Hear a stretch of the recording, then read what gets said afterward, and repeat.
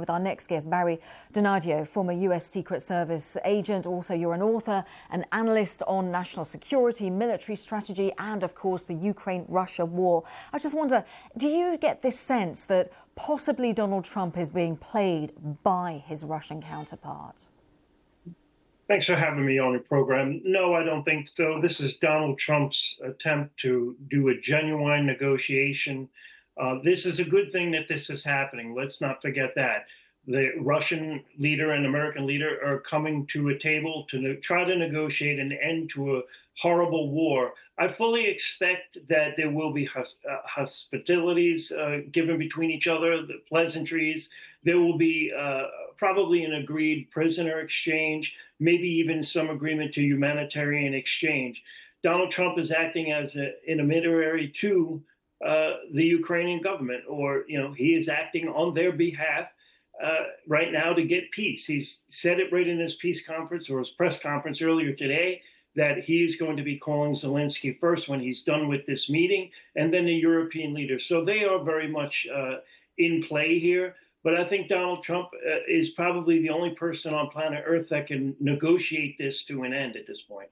But what is he realistically negotiating, Barry? Because we heard there from Vadim, he's the former Ukrainian ambassador to the UK. It's not even within Zelensky's gift to be able to swap territories, to give up Ukrainian territories. It's against the Constitution. So what authority does Donald Trump have when he's talking about potential land swaps? I think the president of the United States has the authority of influence over a great deal of the planet. He is the most powerful man on earth. He has a special relationship with Vladimir Putin that's not denied. He is setting up the first stages of what may very well be an end to this war. So it is not going to be something like your other guest mentioned, was very intelligent to say, it's not going to be anything that either side is going to be happy with at the end. I do expect land exchanges, but when it comes to Russia, they want resources. This is a battle for resources. This is a battle for, or a war for the Sea of Azov, which Russia now has. They've gobbled up an entire sea. So somewhere in the Russian doctrine, they've come to the conclusion that at all costs, they have to get into Ukraine, take the Donbass, take the Sea of Azov, and also hold Crimea.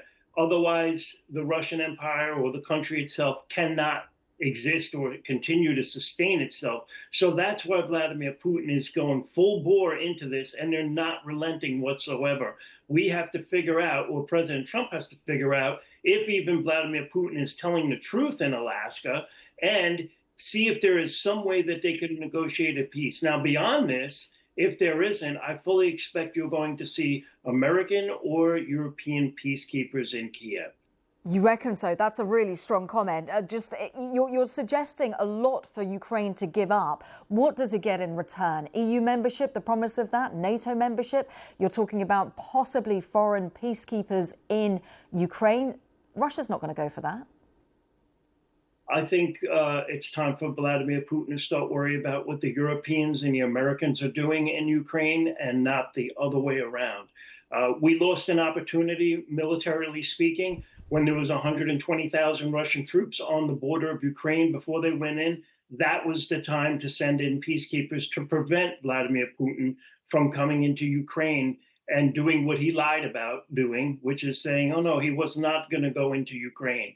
So if we were to ask Winston Churchill or General Montgomery what they would be doing right now, they would be sending in troops to vital land spaces to deny the Russians access. It's just that simple. Fascinating to get your insight. Barry Donadio, former US Secret Service agent, thank you so much for your time. And of course, we have much, much more when it comes to what we've been learning about that potential summit in Alaska on our website. There's a live page there following Donald Trump's comments, following that long press conference that he gave just within the past few hours. We're going to take a short break around the world, across the UK. You are with BBC News.